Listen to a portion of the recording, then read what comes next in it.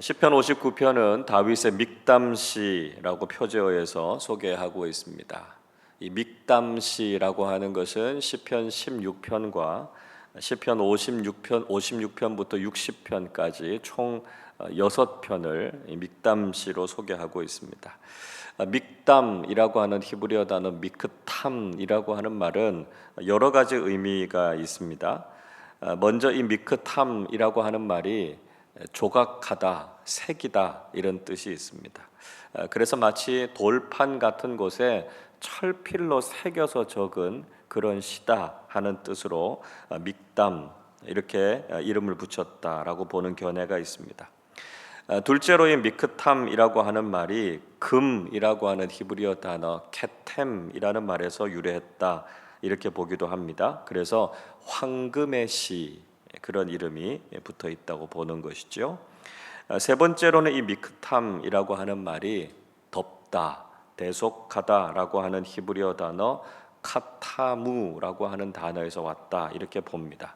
그래서 대속의 시 이렇게 보기도 합니다. 주로는 첫 번째 견해 돌판에 철필로 새겨서 쓴 시편이라고 하는 그 이름에서부터 왔다 이런 의견이 가장 많이 지지를 받고 있는데요. 다른 해석들도 다 의미가 있다 이런 생각이 듭니다. 또 오늘 표제어에 보면 인도자를 따라 알다스헷에 맞춘 노래 이렇게 부르고 있죠. 정확하게 무슨 의미인지는 잘 모릅니다. 그러나 아마도 인도자를 따라서 부르는 어떤 노래의 박자나 분위기 이 노래를 이렇게 부르면 좋겠다 하는 것을 설명하고 있는 것이다 이렇게 볼 수 있죠. 이 시편의 배경은 사울이 사람을 보내서 다윗을 죽이려고 한 때였다 이렇게 소개하고 있습니다. 이 사건이 사무엘상 19장에 나옵니다. 골리앗을 죽이고 인기가 급상승했던 다윗에 대해서 사울이 시기하지 않습니까? 그래서 단창을 가지고 수금을 타고 있었던 다윗을 죽이려고 했습니다. 그러나 다윗이 간신히 그 위험에서 벗어나서 자기 집으로 도망가게 되죠. 그때 사울은 전령을 그의 집으로 보내서 다윗을 죽이려고 했습니다. 사무엘상 19장 11절은 이렇게 말씀합니다. 사울이 전령들을 다윗의 집에 보내어 그를 지키다가 아침에 그를 죽이게 하려 한지라 다윗의 아내 미갈이 다윗에게 말하여 이르되 당신이 이 밤에 당신의 생명을 구하지 아니하면 내일에는 죽임을 당하리라. 자, 그래서 아내였던 미갈의 도움으로 다윗은 창문으로 도망칠 수 있었고요. 겨우 생명을 지킬 수 있었습니다. 이런 위기를 경험하고 난 이후에 다윗은 자신의 위험한 상황과 또 그 가운데서 하나님께서 자신을 구원해 주실 것을 간절히 호소하면서 지금 이 시편을 쓰고 있는 것이죠.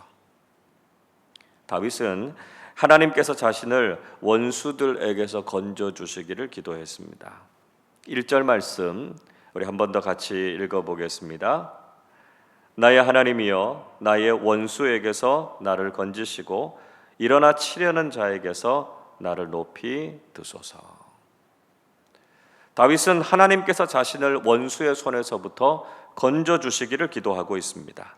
자신을 치려고 하는 사람들에게서부터 자신을 높이 들어달라 이렇게 호소하고 있죠. 원수들이 자신의 생명을 노리고 있는 이 위험한 상황 속에서 구원해 주실 것을 간구했습니다. 다윗의 원수들은 매복하고 그를 기다리기도 했고요. 또 강한 힘으로 다윗을 치려고 하기도 했다 이야기하고 있습니다. 3절 이렇게 말씀하지요. 그들이 나의 생명을 해하려고 엎드려 기다리고 강한 자들이 모여 나를 치려 하오니 여호와여 이는 나의 잘못으로 말미암음이 아니요 나의 죄로 말미암음도 아니로소이다 말씀하고 있습니다. 다윗은 자신이 경험했던 그 사건을 떠올리면서 지금 고백하고 있는 것이죠. 사울이 보낸 전령들이 밤에 그의 집 앞에 숨어 있다가 아침에 그를 죽이려고 했던 그 상황을 묘사하고 있습니다. 그러나 다윗은 절대로 그것이 자신의 잘못이 아니다, 자신이 죄를 지은 것이 아니다 이렇게 하나님께 아뢰고 있습니다. 자신이 아무런 허물이 없음에도 불구하고 그들이 달려들어서 죽이려고 하는 것을 보고 하나님께서 가만히 계시면 안 된다 이렇게 말하고 있는 것이죠. 하나님께서 자신을 도와주시기 위해서 깨어 자신을 살펴달라 간구하고 있습니다. 5절은 이렇게 노래하고 있습니다. 주님은 만군의 하나님 여호와 이스라엘의 하나님이시오니 일어나 모든 나라들을 벌하소서 악을 행하는 모든 자들에게 은혜를 베풀지 마소서. 하나님은 만군의 여호와 이스라엘의 하나님이신데 이제 일어나셔서 모든 자들과 악한 나라들을 벌하라 말씀하고 있지요. 그들에게 은혜를 베풀지 마실 것을 호소하고 있습니다. 하나님께서 악한 자들의 편을 드시면 안 된다라고 하는 것이죠. 다윗은 악한 자들에 대해서 묘사하고 있는데요. 악한 자들은 어슬렁거리고 돌아다니면서 자기가 삼킬 자가 있는가 찾아다니고 있는 들깨들 같다 이렇게 표현합니다. 6절 보시죠. 그들이 점으로 돌아와서 개처럼 울며 성으로 두루 다니고 이렇게 묘사하고 있습니다. 또 7절의 말씀에 보면 그들은 입으로 악을 토하고 입술에는 칼이 있다 이렇게 이야기하죠. 그래서 말을 가지고 다른 사람을 공격하고 죽인다는 것입니다. 그렇게 악한 말을 하면서도 자신의 말들을 듣고 판단할 사람이 없다 이렇게 생각했다는 것입니다.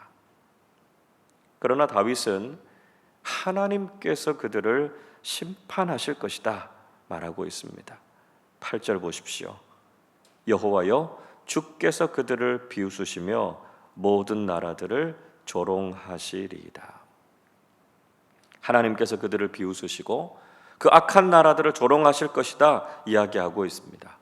그리고 의로운 하나님의 백성들을 하나님께서 반드시 지켜주실 것이다 그렇게 고백하고 있습니다. 9절 말씀 우리 같이 읽어보겠습니다. 하나님은 나의 요새이시니 그의 힘으로 말미암아 내가 주를 바라리이다. 다윗은 하나님께서 자신의 요새가 되신다 이렇게 고백하고 있습니다. 오늘 이 시편 59편에서 다윗은 3번이나 하나님께서 자신의 요새가 되신다 이렇게 노래하고 있죠. 하나님께서 자신의 요새와 피난처가 되어주셔서 자신을 지켜주실 것이기 때문에 그는 오직 하나님만 바라고 하나님만 의지하고 있다 노래하고 있습니다. 다윗은 하나님의 인자하심과 원수 갚으심에 대해서 고백하죠. 10절 보십시오. 나의 하나님이 그의 인자하심으로 나를 영접하시며 하나님이 나의 원수가 보응받는 것을 내가 보게 하시리이다. 하나님께서 자신을 인자하심으로 영접해 주실 것이다 하는 것을 믿었습니다. 하나님께서는 믿음의 사람들을 사랑하셔서 하나님의 인자하심과 자비를 베풀어 주신다라고 하는 것이죠. 반면에 하나님께서는 악인들을 심판하셔서 공의로 그들의 원수를 갚으신다 말씀하고 있습니다. 다윗이 또 한 가지 특이한 기도를 하고 있는데요. 다윗은 악인들을 하나님께서 심판하시되 그들을 죽이지 마실 것을 부탁하고 있습니다. 11절 보십시오. 그들을 죽이지 마옵소서. 나의 백성이 잊을까 하나이다. 우리 방패 되신 주여 주의 능력으로 그들을 흩으시고 낮추소서. 다윗은 악인들을 죽이지 마실 것을 호소하고 있습니다. 다윗이 악인들을 죽이지 말아달라 이렇게 말한 것은 악인들을 불쌍히 여겨달라 이런 이야기가 아니었습니다. 악인들을 죽이지 않으시고 서서히 고통당하게 하셔서 그의 백성들로 하여금 악인들의 멸망을 교훈으로 삼게 해달라라고 하는 말씀이었습니다. 악한 사람들이 심판을 받는다라고 하는 것을 사람들이 결코 잊지 않도록 그들을 흩으시고 낮추시고 그들에게 심판하시는 하나님을 분명히 보게 해달라는 것이죠. 12절도 보시면 그들의 입술의 죄와 저주, 거짓말에 대해서 살아서 심판받는 모습을 보게 해달라 말씀하고 있습니다.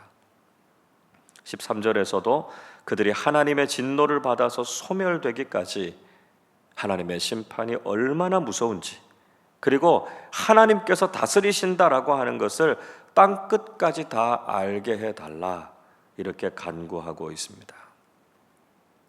그에 비해서 하나님께서는 여전히 의로운 자들의 요새가 되시고 피난처가 되신다 노래하고 있죠. 16절 같이 읽어보겠습니다. 나는 주의 힘을 노래하며 아침에 주의 인자하심을 높이 부르오리니 주는 나의 요새이시며 나의 환난 날에 피난처심이니이다. 다윗은 하나님의 힘을 노래하고 있고요, 아침에 하나님의 인자하심을 높이 부를 것이다 고백하고 있습니다. 하나님은 자신의 요새가 되시고 환난 당할 때에 피난처가 되신다 고백하고 있죠. 17절도 우리 같이 읽어보겠습니다. 나의 힘이시여 내가 주께 찬송하오리니 하나님은 나의 요새이시며 나를 긍휼히 여기시는 하나님이심이니이다. 다윗은 한 번 더 자신의 힘이 되시고 요새가 되시고 자신을 긍휼히 여기시는 하나님을 노래했습니다. 그 하나님이 계시기 때문에 자신의 삶에서 끊임없이 닥치는 위기의 상황 속에서도 그는 하나님의 구원과 하나님의 보호하심을 경험하게 된다 노래하고 있습니다. 여러분, 지금도 사탄은 우리 몰래 숨어서 우리와 우리의 가정 그리고 믿음의 공동체를 공격합니다. 때로는 악한 말로, 때로는 위협적인 공격과 계획으로 우리를 괴롭게 하고 힘들게 할 때가 있습니다. 그러나 우리가 기억해야 할 것은 하나님께서 우리의 요새가 되시고 피난처가 되신다는 것이죠. 그 모든 악한 말로부터, 악한 계획으로부터 우리를 지키시고 구원해 주시는 분이 바로 우리 하나님이 되신다는 것입니다. 지금 내 앞에 인생의 위기와 악한 공격이 있다 할지라도 두려워하지 않고 염려하지 않으시기를 바랍니다. 하나님의 보호하심과 하나님의 구원하심을 통해서 오늘도 우리에게 주시는 하나님의 평안과 은혜를 경험하면서 살아가시기를 주님의 이름으로 축원합니다. 기도하겠습니다. 우리의 요새가 되시고 피난처가 되시는 하나님 아버지, 찬양과 감사를 드립니다. 험한 세상을 살아가고 악한 사람들이 여전히 우리를 위협하는 상황 속에 있지만 하나님께서 인자하심으로 저희들을 영접해 주시고 주님의 보호하심과 구원하심을 경험하게 하실 줄로 믿습니다.